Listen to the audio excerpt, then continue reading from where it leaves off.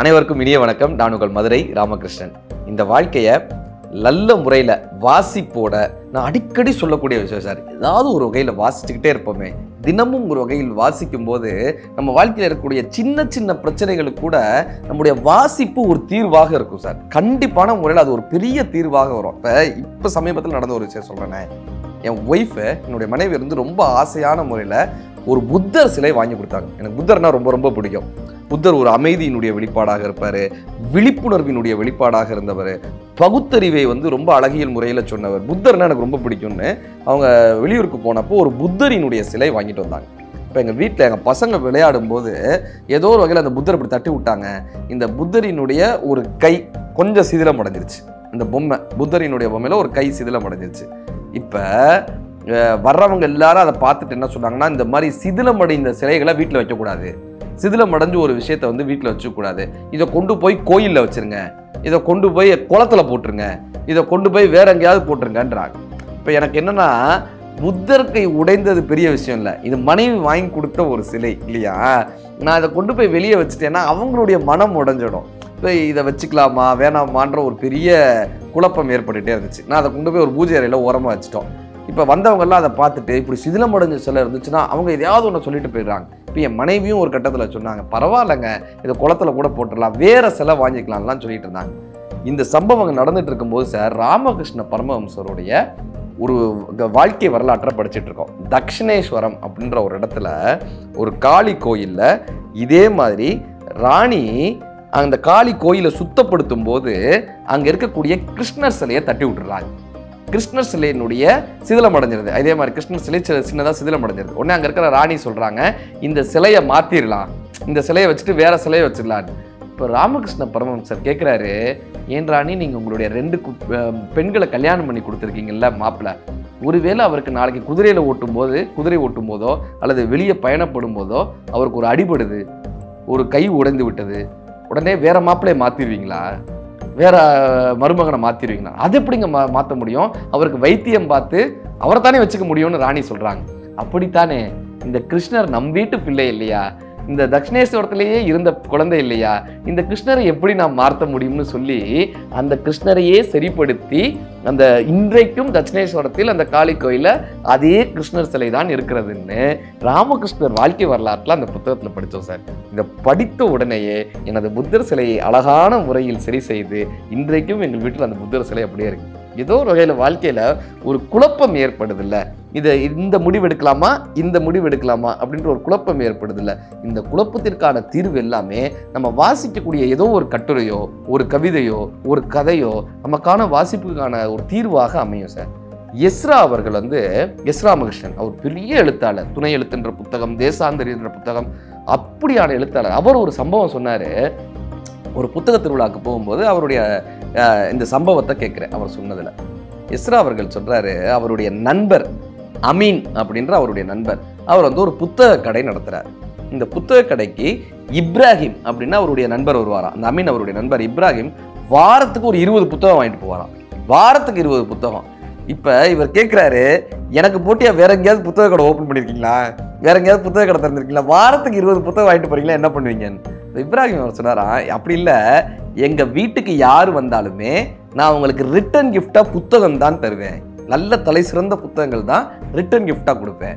அது மட்டும் இல்லாமல் நான் யாரையாவது சந்திக்க போனேன்னா அவர்களுக்கு இந்த பழங்கள்லாம் நம்ம வாங்கிட்டு போவோம்ல, பூ வாங்கிட்டு போகிறது, பழம் வாங்கிட்டு போகிறது, ஸ்வீட் வாங்கிட்டு போகிறதுலாம் நம்ம வாங்கிட்டு போவோம்ல, அதெல்லாம் நான் எதுவுமே வாங்கிட்டு போக மாட்டேன். நான் யாரை சந்திக்க போகிறதா இருந்தாலும் புத்தகங்கள் தான் வாங்கிட்டு போய் கொடுப்பேன். இது என்னுடைய பழக்கம்ன்றதுனால நான் 20 புத்தகம், வாரத்துக்கு 20 புத்தகம்னு வாங்கிட்டு இருக்காரு. ஒரு கட்டத்தில் அவருடைய மகனை அழைச்சிட்டு வர்றாரு புத்தக கடைக்கு. இப்படி மகனை அழைச்சிட்டு வந்து எல்லாம் காட்டுறாங்க.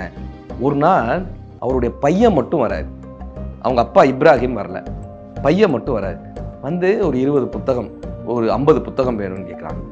ஒரு ஆச்சரியத்தோடு கேட்குறாரு, ஏன்ப்பா அப்பா வரலையா, நீ மட்டும் வந்திருக்கே, அப்பா வரலையா? இல்லை, அப்பாவுக்கு உடல்நிலை சரியில்லை, அப்பா ஆஸ்பத்திரியில் படுக்கையாக இருக்காங்க, அவருக்கு உடல்நிலை சரியில்லை, அப்பா ஒரே ஒரு வேண்டுகோள் வைக்க சொன்னார், என்னால் எழுந்து நடக்க முடியவில்லை, ஆனால் இந்த புத்தகம் என் சார்பாக உங்களோடு பேசும், என்னால் இப்போது உங்களிடம் பேச முடியவில்லை, இந்த புத்தகம் என் சார்பாக உங்களிடம் பேசும்னு இந்த வாசகத்தை மட்டும் முதல் பக்கத்தில் அச்சடித்து தர முடியுமா எல்லாருக்கும்? என்னால் உங்களிடம் பேச முடியவில்லை. ஏன்னா அவங்க அப்பாவால் பேச முடியாத சூழ்நிலையில் ஆஸ்பத்திரியில் இருக்காங்க.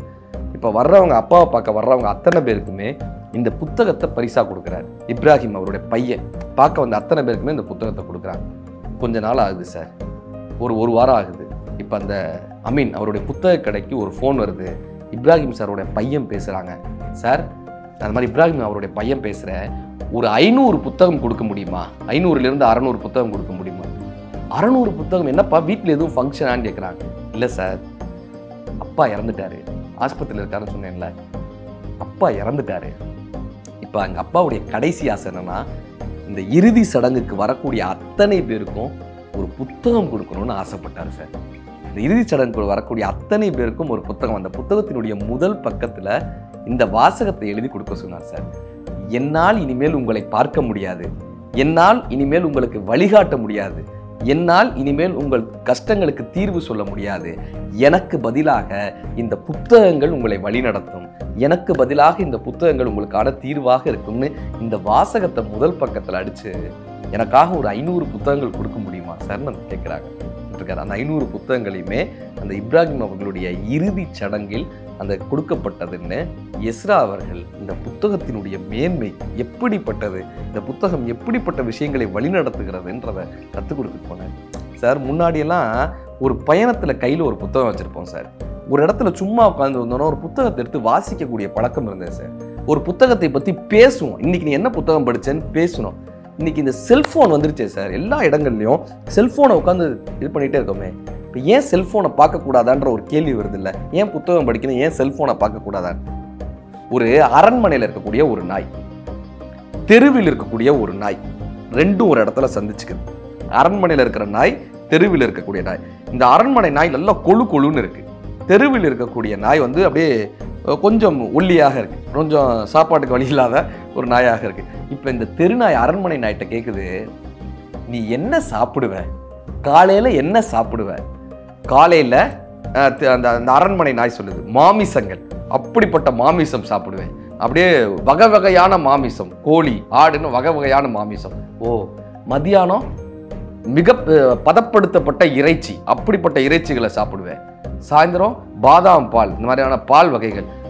ஆசைப்பட்டு இது கேட்குது, இந்த தெருநாய் கேட்குது, அரண்மனையில் ஓ அளவுக்கு இல்லைன்னா கூட ஏதோ ஒரு பதவி எனக்கு ஏதாவது கிடைக்குமா, என்னால் சாப்பிட்றதுக்கே இங்கே வழி இல்லாமல் இருக்குது, எனக்கு ஏதாவது கிடைக்குமான்னு இப்போ இந்த அரண்மனை நாய் பார்க்குது. நான் வேணா முயற்சி பண்ணுறேன்னு தலையாட்டும் போது இந்த தெருநாய் அதோட கழுத்தில் பார்த்துது சார். இந்த அரண்மனை நாயினுடைய கழுத்தில் பார்த்துச்சா ஒரு தடம் இருந்துச்சு, அப்படியே ஒரு தடம் இருந்துச்சு. இது என்ன வெள்ளை கலரில் ஒரு தடம் இருக்கு உன் கழுத்தில், இது என்னன்னு கேட்டுச்சு. அது ஒன்றும் இல்லை, என்னைய ஒரு சங்கிலி போட்டு கழுத்தில் கட்டி வச்சிருவாங்க, இந்த சாப்பாடெல்லாம் போடுவாங்க, ராஜ உபச்சாரம் நடக்கும், ஆனால் சங்கிலி போட்டு கட்டி வச்சிருவாங்க. இப்போ இது சிரிச்சிச்சா, தெருநாய் சிரிச்சிச்சு. சோத்துக்கு வழி இல்லைனா கூட நான் சுதந்திரமா இருக்கேன், அரண்மனையில் இருந்தா கூட நீ அடிமையாக இருக்க, அரண்மனையில் அடிமையாக இருப்பதை விட சோத்துக்கு இல்லைனாலும் சுதந்திரமாக இருப்பது தான் மேல், அடிமையாக இருப்பது அரண்மனை வாழ்க்கையாக இருந்தாலும் வேண்டாம்னு இந்த நாய் வந்துச்சான். இன்னைக்கு என்ன தெரியுமா, அது செல்போன்ல வகை வகையான இந்த விஷயங்கள் வருது தெரியுமா, அதற்கெல்லாம் நாம் அடிமையாகி கொண்டிருக்கிறோம். செல்போனில், இந்த சமூக வலைதளங்களில் நமக்கு காட்டக்கூடிய இந்த ஆபாசமான விஷயங்கள், ஆரோக்கியம் இல்லாத விஷயங்களுக்கெல்லாம் நாம் அடிமையாகி கொண்டே இருக்கிறோம். அரண்மனையில் இருக்கக்கூடிய நாய் எப்படி ஒரு உணவிற்கு அடிமையாகி சங்கிலியால் கட்டப்பட்டிருக்கிறதோ, அப்படி நம்ம காணொளிகளுக்கு அடிமையாகி இந்த செல்போன் என்கிற சங்கிலியோடு நாம் கட்டப்பட்டு கொண்டிருக்கிறோம். இந்த புத்தகம் என்பது நமக்கான சுதந்திரத்தை கொடுக்கக்கூடியது, புத்தகம் என்பது நமக்கான வானத்தை கொடுக்கக்கூடியது, புத்தகம் என்பது நமக்கான வாழ்க்கையை கொடுக்கக்கூடியது, இந்த வாசிப்பு என்பது நமக்கான கதவுகளை திறக்கக்கூடியது. அடிமை வாழ்க்கையிலிருந்து சுதந்திர வாழ்க்கைக்கு நாம் செல்ல வேண்டும் என்று நீங்கள் நினைத்தால் இந்த சமூக வலைதளத்தை, தொலைபேசியை தூக்கி எறிந்துவிட்டு ஒரு புத்தகங்களை கையில் எடுங்க. இந்த நாள் மட்டுமல்ல, எல்லா நாளும் இனிய நாள் தான். நன்றி.